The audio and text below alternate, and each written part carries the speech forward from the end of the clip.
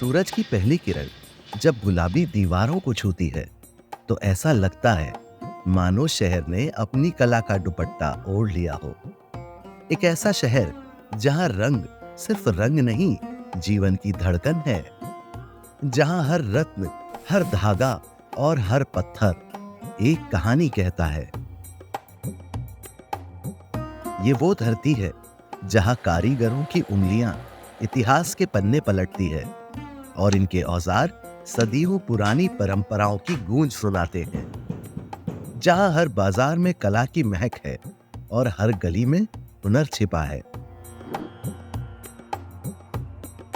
यहां कला पत्थरों में सांस लेती है और रत्नों की चमक में सपने जगमगाते हैं।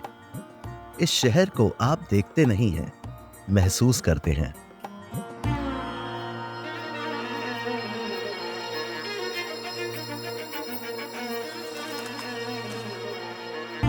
सन 1727 में महाराजा सवाई जय सिंह द्वितीय द्वारा स्थापित जयपुर को रचनात्मकता का जीवंत केंद्र बनाने का सपना देखा गया था।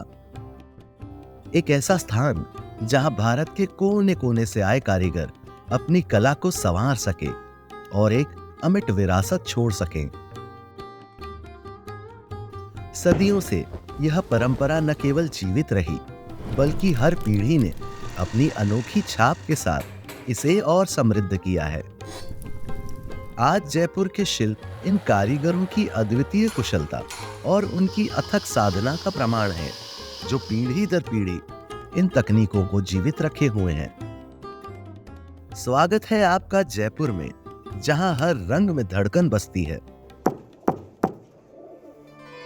जब जयपुर को बसाया गया उस समय हमको 300 वर्ष पूर्व बगरू से बुलाया गया और जयपुर के राजघराने की जरूरतों को पूरा करने के लिए आसपास के क्षेत्रों से छपाई के कार्य के लिए सांगानेर में बसाने के लिए उनको बुलाया गया, क्योंकि जयपुर की जल, वायु, मिट्टी इतनी उपयुक्त और पर्याप्त है छपाई के लिए कि सांगानेर के नज़दीक जो नदी जिसका नाम द्रव्यवती हुआ करता था, उसके किनारे ये सारे कार्य परकोटे से बाहर किए जाते थे।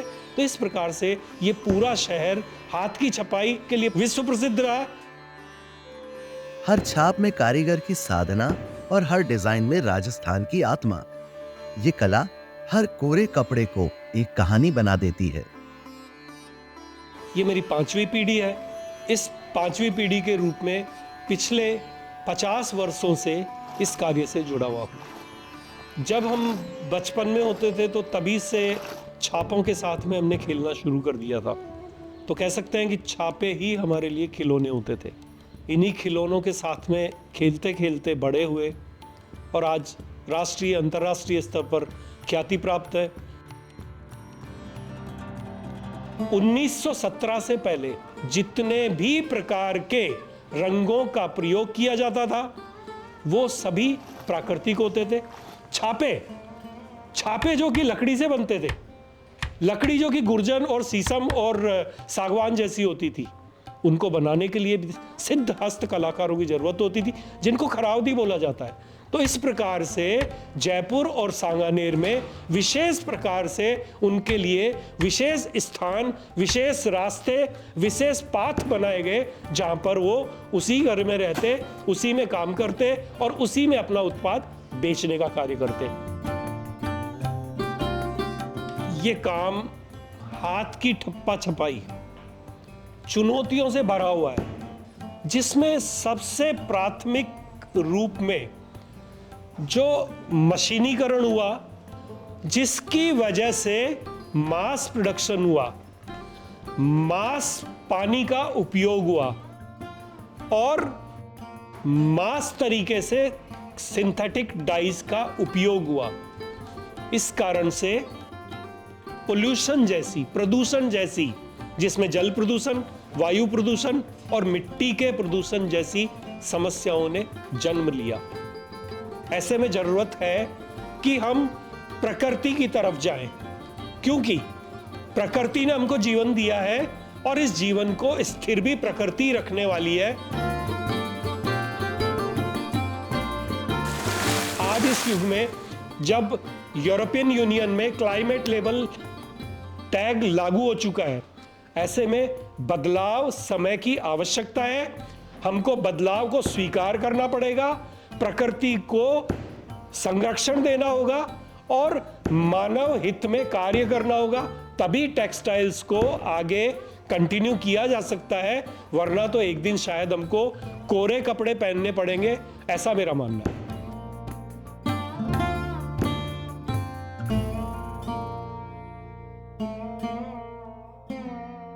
लोगों ने पूछा यार लहरिया कब से आया? जब से दुनिया बनी, कि after rain is a rainbow, वहाँ आ गया। वो किस पेंटर ने 7 कलर कर दिए ऊपर। Colour is a light, colour is a science, colour is a life और कलर इज ए सिस्टम। तो सिस्टम से बनते हैं, एक दूसरी चीज़ मिलने के बाद कलर बनते हैं। वो 22 राजा महाराजा थे, 22 को झंडा था अलग, 22 की पगड़ी अलग थी, इसलिए सब अपने अपने एरिया में अलग अलग डाय से अलग अलग पगड़ी तैयार कर रहे हैं। मोटी बांधनी, बारीक बांधनी, पचरंगा लहरिया, सतरंगा लहरिया, तिरंगा लहरिया, सिंगल लहरिया।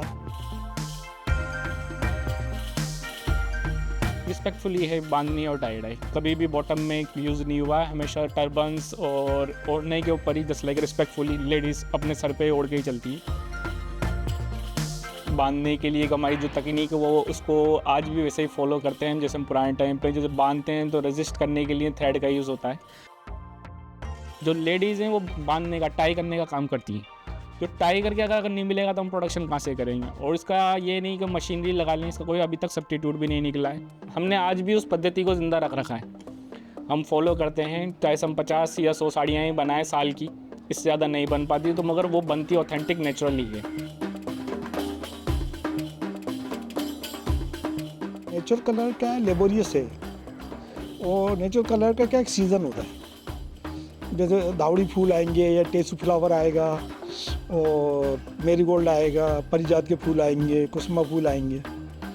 ऐसे जो फूल हैं, कुछ पत्ती हैं जैसे इंडिगो पत्ती है और बहुत सारे पत्ते हैं, आम के पत्ते, बहुत सारे पत्तों से भी कलर निकलते हैं। फिर आगे लकड़ी हैं, तो डालियाँ क्या, जब पेड़ में पतझड़ आता है तो डालियाँ भी सूख के नीचे गिरती हैं, उनसे भी कलर निकलता है। फिर जो पेड़ बूढ़े हो गए तो उनके छिलके, उनसे भी कलर निकलता है। फिर पेड़ कट गया तो उनकी जड़ से भी निकलता है। और जो मास प्रोडक्शन होता है, बड़ा प्रोडक्शन होता है, उसके अंदर सिंथेटिक डाइज यूज़ करते हैं, बट हमने अभी अपना रूल बना रखा है कि एजो फ्री के अलावा आगे नहीं जाना। एजो फ्री डाइज जो हैं वो सब just like a natural, just like a food colour. अगर एनवायरनमेंट में जाते हैं तो वो colour just like A nitrogen, अगर कोई एनिमल पी ले या एग्रीकल्चर लैंड में चल जाए तो ज़मीन बंजर नहीं होगी। सरकार ने बहुत सारी चीज़ें हमारे लिए करी हैं, क्राफ्ट को बढ़ावा भी दे रहे हैं। एक रिस्पेक्ट होता है कि आप प्रधानमंत्री से ले रहे हो, एक प्रेसिडेंट से आपको अवार्ड मिला, लाखों करोड़ों की जनसंख्या में से एक आप चुने गए उस क्राफ्ट के अंदर, तो एक अचीवमेंट है गवर्नमेंट की तरफ से भी। ये भी एक बहुत बड़ा सपोर्ट है। पुराना तो चला रहा है, पुराने के साथ साथ हमें नया भी क्रिएशन करके अपने क्राफ्ट को ज़िंदा रखना है, क्योंकि आजकल अवेयरनेस नहीं है लोगों की कि हाथ का है कि मशीन का है, किसकी। मशीनरियाँ इसमें खूब आई हैं, बट हाथ का काम करने वाले का सेटिस्फेक्शन एक अलग ही होता है, उसमें मैं बहुत प्राउडली फील करता हूँ। और मेरी जनरेशन मेरे क्राफ्ट को मैं साथ लेके चल रहा हूँ, और मेरा यही है जब तक मैं जीवित हूँ इस दुनिया के अंदर, मैं अपने क्राफ्ट को आगे से आगे लेके जाऊँ। राजा महाराजा के दौर से पोशाकें बना करती थी, और ये नहीं कि उनकी रानियाँ ही इस काम का इस्तेमाल करती हुए, राजा खुद भी उनकी जो ड्रेस होती थी उन पे भी गोटा पत्ती का वर्क होता था। आज भी जुब्बे बनते हैं, अरब में वो जो गिलाफ बनता है काबे शरीफ में चलाने का, वो ऐसे बड़े बड़े नया कीमती चीज़ें आज भी बनती हैं जरदोज़ी काम में। इसकी कोई बारीकी की हद नहीं है, ये बड़ा अपने आप में एक नायाब कला है इस काम के जो कारीगर हैं। और सबसे बड़ी इसमें खूबी ये है कि एक छोटी सुई से वो एक एक टाके से सजाते हैं इसे और डिज़ाइन को बनाते हैं। इसमें काम गोटा पत्ती भी इस्तेमाल होती है और साथ में दबका इस्तेमाल होता है, रेशम होता है इस्तेमाल, मोती इस्तेमाल होता है, करदाना वगैरह, बहुत कई मटेरियल हैं, अलग अलग डिज़ाइनों के हिसाब से वो मटेरियल इस पर इस्तेमाल किए जाते हैं। सोने और चांदी की पतली पतली पत्तियां जब कारीगर के हाथों से कपड़े पर सजीव होती है तो यह कढ़ाई नहीं, एक उत्सव बन जाती है। जयपुर की यह कला हर पहनावे को शाही बनाती है। अब जो भारी लहंगे बनते हैं या साड़ी बनती है बहुत फैंसी, तो उस पर कम से कम 4-6 कारीगर 8 कारीगर काम करते हैं और उसमें 10-12 दिन 15 दिन भी लग जाते हैं उतरने में। और सब हाथ का काम है, मशीन का काम नहीं है, टोटल हैंड वर्क है ये। हर बार में कुछ नया बनाना पड़ता, मतलब हर रोज़ इसमें जिद्दोजहद ये करना पड़ती है कि हमें नया डिज़ाइन क्या बनाना और नई सेटिंग क्या करना है काम में। तो काम तो बहुत बड़ा है, इन 30-40 साल में काम कम से कम 10 गुना बड़ा है पहले से। लोग घर बैठे बिजनेस कर रहे हैं, बहुत लोग माल बनवाते हैं और ऑनलाइन बेचते हैं, तो उससे भी काम बड़ा है। एक ऐतिहासिक काम है ये, जो राजाओं के बादशाहों के टाइम से होता चला रहा है आज भी। और ऐसा नहीं है उस ज़माने में तो राजाओं तक सीमित था, बादशाहों तक। आज ये काम आम लोगों तक पहुंच गया है काफ़ी, क्योंकि सब यूज़ करते हैं। दुल्हन बगैर लहंगा चुन्नी जब तक सजती नहीं है, जब तक इस काम का जोड़ा ना होए। दूल्हा आजकल शेरवानी पहनता, उस पर भी वर्क उसे चाहिए होता, वर्क के बिना वो दूल्हा धोरा लगने लगा अब तो ये काम काफ़ी बड़ा है। तो हम तो ये चाहेंगे कि काम हमारा नई जनरेशन सीखे, ये काम इतना आगे बढ़े कि इसका वापस आगे विदेशों तक ये काम और पहुँचे, हमारे हिंदुस्तान का नाम बढ़े।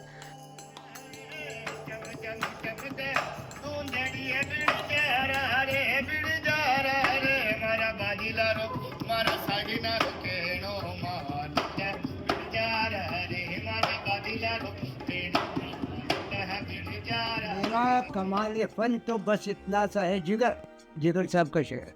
मेरा कमाल फन तो बस इतना सा है जिगर, वो मुझ पे छा गया, वो ज़माने पे छा गया। ये जो लाख का काम है, हमारे पूर्वज जो है वो अरब से आए और हम बद्दू ख़ानदान से जो बकरियां चराते थे, ऊँट चराते थे, तो उनकी जो जनरेशन है घोड़े का व्यापार करते हुए वो हिंदुस्तान आ गए, हिंदुस्तान से जयपुर आ गए। और उसके बाद उन्होंने यही किसी से लाख का काम सीख के और वो यही बसते के उन्होंने टांग दिया। लाख जो है वो पेड़ से निकलती है। लाख जिस तरह रेशम का कीड़ा होता है, तो उस तरह ये लाख का खाता जाता है और लाख बनाते जाता है। एक प्राकृतिक रेजिन जिसे कारीगर अपने जादुई हाथों से रंग, रूप और आत्मा देते हैं। लाख के गहने केवल श्रृंगार नहीं, बल्कि संस्कृति का एक दर्पण है। इतिहास से पता चलता है कौरव पांडवों के ज़माने में रक्षागृह बना था महाभारत में, तो उसके अंदर लाख का महल बनाया गया था। पुरानी एक बात और है, हड़प्पा और मोहनजोदड़ो की खुदाई में एक सोने का कड़ा मिला जिसमें एक सुराख था जिसमें लाख भरी हुई थी। तो इससे पता चलता है कि हमारा लाख का काम हज़ारों साल पुराना है। वे मैं अपने आप को स्टूडेंट समझ, क्योंकि क्या है कि मैंने चूड़ी बनाई तो किसी ने कहा मेरे को अंगूठी बना दो, तो मैं कलाकार। किसी ने कान के बुंदे बना दो, मैं कान के बुंदे बना। किसी ने कहा कोस्टर बना सकते हो, मैंने कोस्टर बना दिया। किसी ने कहा डिबिया बना सकते हो, मैंने डिबिया बना दिया। किसी ने कहा अंतरिक्ष बना सकते हो, अंतरिक्ष बना दिया। तो ये हमारा जो है ये कुटुंब से जुड़ा हुआ काम है। तो उससे क्या है कि मोहब्बत भी बनी रहती है, काम भी चलता रहता है और इससे जो है तरक्की भी होती है। मेरी जो इनोवेशन है वो लाख पे ही डिपेंड करती है। कोई भी चीज़ को काम करने के लिए, चाहे वो लकड़ी के ऊपर हो, पत्थर पे हो, काठ पर हो, कपड़े पर हो, वो मैं अपने लाख को प्रेफरेंस ज़्यादा देता हूँ कोलैबोरेशन करने के लिए। तो मैंने नई नई चीज़ें भी बनाई हैं, बहुत सारी चीज़ों पे रिसर्च भी किया है और बहुत सारी चीज़ों पे अभी भी काम चल रहा है। आजकल की जो नई जनरेशन है जो लाख के काम को, हमारी परंपरागत को कायम रखने के लिए आपके यहाँ पे सीखती है, तो उससे मुझे बड़ा प्राउड महसूस होता है कि तो हमारी ज़िंदा आने वाले फ्यूचर में भी ये कला ज़िंदा रहे। जब तक दिल, दिमाग और आत्मा एक नहीं होते तो शायद कुंदन का काम क्या कोई सी भी कला में वो मज़ा नहीं आता जो अपन निखार चाहते हैं। मैं उस परिवार में से हूँ जो महाराजा रंजीत सिंह जी के कोहिनूर जड़ा था, ख़ानदानी जड़िया हूँ मैं। और ये काम करते हुए हमारे को करीबन यही पता लगा बड़ों से कि यहाँ पे काबुल गंदार से आए थे परिवार हमारे बड़े। जड़ाई का पुरातन काम है हमारा। कुंदन का काम क्या है, ये ऊपर फ्रंट पे आता है जो आगे से दिखाया जाता है और बैक साइड अपने ये मीने का है। मेन गोल्ड है और ऊंचे से ऊंचे रतन। जितना बढ़िया आप गुड़ डालोगे उतना ही मीठा होगा। कुंदन में पूरा मेल्ट करके उसको नगीनों को, जितने भी नवरत्न वगैरह, जितने भी मानक पन्ने, जो भी जवाहरात होते हैं, ये नगीनों में बनाकर और कुंदन में उसको जड़ा जाता है। और एक कुंदन ही एक ऐसी चीज़ है, सोना ही ऐसी चीज़ है जो आपस में मेल्ट हो जाता है, गल जाता है। और किसी धातु में ये खूबी नहीं है कि ये आपस में मिलकर मेल्ट हो। और ये धीरे धीरे लुप्त होता जा रहा है क्योंकि महंगा होता जा रहा है काम, हर कोई करवा नहीं पाता। पहले चाहिए लोगों को रोटी कपड़ा और मकान, उसके बाद कोई जड़ाऊ सामान।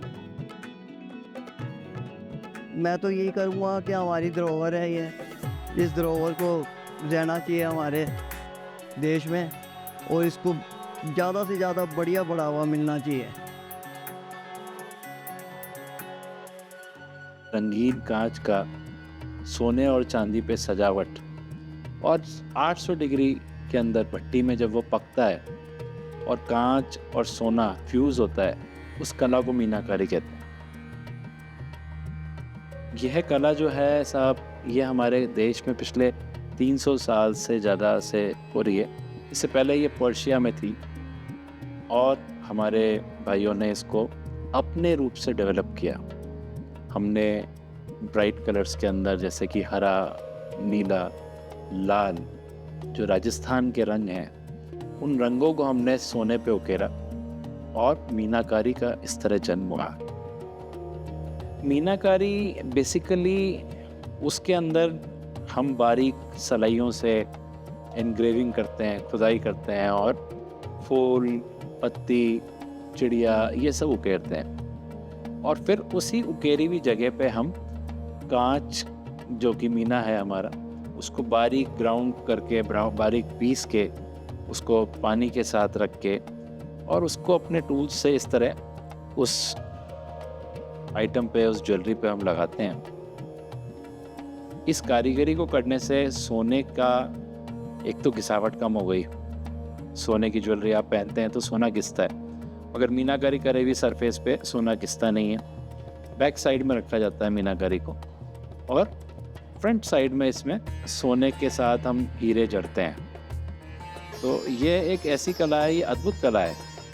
इसमें जड़ाई भी आ गई, बहुमूल्य रत्न भी आ गए, बहुमूल्य धातु भी आ गए और इन सब से ज़्यादा जो इमोशन, आपका प्रेम उसके अंदर झलक रहा है आपकी कला के रूप में।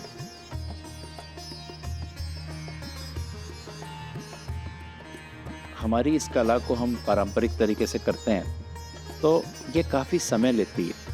तो आज की टेक्नोलॉजी को यूज़ करते हुए हम इसको, डिज़ाइन को परिवर्तित नहीं करेंगे, हम इसके करने के तरीके को मॉडर्नाइज करेंगे। और डिज़ाइन आज की डिमांड के अनुसार, जैसे आज कॉरपोरेट की लेडीज़ किस तरह का गहना पहनना पसंद करती है, डिज़ाइन उनके अकॉर्डिंग हमने चेंज करे। जो हमारी कला है, जो हमारी पुश्तैनी कलाएँ हैं और पारंपरिक हस्तशिल्प है, उसको हमें प्रमोट करना चाहिए, उसको इस्तेमाल करना चाहिए, उसको गिफ्ट करना चाहिए, ताकि इससे जुड़े हुए लाखों लोगों को रोज़गार मिले और हमारी ये जो पुरानी कलाएं हैं ये जिंदा रह सके।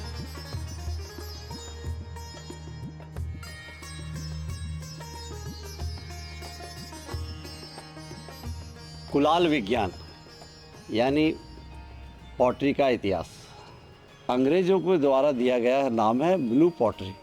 इसका जो ऐतिहासिक नाम जो है वह है संगीने, यानी तराशा हुआ नगीना। बेसिकली तो ये पर्शियन आर्ट है और वहाँ से धीरे धीरे हमारे यहाँ भारत तक इसका आगमन हुआ। मैंने ड्राइंग एंड पेंटिंग में एमए किया। एमए के बाद में मैं पीएचडी करना चाह रहा था। मेरा पीएचडी का सब्जेक्ट था कृपाल सिंह जी की कला साधना। गुरुदेव कृपाल सिंह जी शेखावत साहब जी का ही परिश्रम का परिणाम है कि ब्लू पॉटरी ऑफ जयपुर जो आज दुनिया में अपने रंग, अपनी डिज़ाइनों और अपनी खूबसूरती के लिए जानी और पहचानी जाती है। दुनिया में जितने भी पॉटरी बनती है वो सब क्ले से बनती है। हमारी यह पॉटरी जो है वो सिलिका बेस बनती है और टोटल मैनुअल है। हमारा जो कला है ये 45 टाइम्स लोगों के हाथ से निकल के 20 से 25 दिन में एक पीस तैयार होता है। तो इस लंबी जो प्रक्रिया है इस सब में आपको पेशेंस बहुत ज़्यादा रखना पड़ता है। सिलिका में लोच नहीं होती है, तो इसलिए हम लोग इसके मोल्ड द्वारा छोटे छोटे टुकड़ों में पीसेस में करके उसको एक असेंबल करते हैं। इसमें जितने भी कलर हैं वो सब नेचुरल मेटेलिक ऑक्साइड यूज़ किए जाते हैं। ये सब अर्थ से निकले हुए रंग हैं और सिलिका जो हमारा इसका बेस है वो भी अर्थ से ही है। पहले हम जो भट्टी यूज़ कर रहे थे वो वुड फायरिंग थी। इस भट्टी में एक बेकिंग में 600 किलो लकड़ियाँ लग जाती हैं। तो 600 किलो का मतलब है आपने ऑलमोस्ट एक पेड़ को ख़त्म कर दिया। उसको मद्देनज़र रखते हुए हमने make in India, made in India भट्टी हमारे यहाँ स्टूडियो पे खुद बनवाई और अब हम वुड फायरिंग से गैस फायरिंग पे शिफ्ट हुए हैं। तो धीरे धीरे मैंने अपने तरीके की वेल बूटे निकाले, जैसे लिली का फ्लावर था वो मैंने इसमें इन्वॉल्व किया। और पर्शियन डिज़ाइन जो थी उसको हमारे जो भारतीय जो हमारे जयपुर शैली में भी जो आर्किटेक्ट है उसकी जो जालियाँ हैं उनका स्वरूप इसमें इन्वॉल्व किया। तो ऐसे बहुत से डिज़ाइनों का धीरे धीरे मैंने इसमें समावेश किया। मैं इस कला को लेके ही जन्मी हूँ ऐसा मैं कह सकती हूँ, क्योंकि मेरे पापा ने अपना खुद का स्टूडियो स्टार्ट किया था और फिर उसके बाद मैं उनके जीवन में आई थी। और बचपन से ही जब भी स्टूडियो आना होता था तो अपना हाथ से उसको थोड़ा बहुत बना लेती थी, कभी क्या कर लेती थी, जो भी एक बच्चा कर सकता है अपने खुद के सेफ स्पेस में वो कर लिया करती थी। भारत सरकार की बहुत सी योजनाएं जो चलती है, प्रदर्शनियां जो करते हैं नेशनल इंटरनेशनल लेवल पे, तो वहाँ जाने का मुझे अवसर मिला। जो हम लोग कलाकृतियाँ बनाते हैं जो वो उनको एक अच्छा मार्केट मिला। ऐसी बहुत सी योजनाएं हैं भारत सरकार की जो हम आर्टिजनों को मिलती है। इस कला को और ज़्यादा लोगों तक पहुंचाने के लिए हमें सोशल मीडिया का सहारा भी उतना ही लेना चाहिए जितना कि सरकार और राज्य सरकार कर रही हैं। हम भी चाहते हैं कि जो ब्लू पॉटरी की कहानी है, जो ब्लू पॉटरी ऑफ जयपुर की कहानी है, वो दुनिया के हर कोने तक पहुंचे ताकि लोगों को पता लग सके कि ये इस एक छोटे से शहर में ये कला इतने नायाब तरीके से बनाई जा रही है। हमें लगता है कि अगर आप कुछ भी सोच सकते हैं और आप ठान लेते हैं तो आप उसको एक ना एक दिन अचीव ज़रूर कर सकते हैं। तो बस करते रहिए मेहनत और सब आपके पास होगा।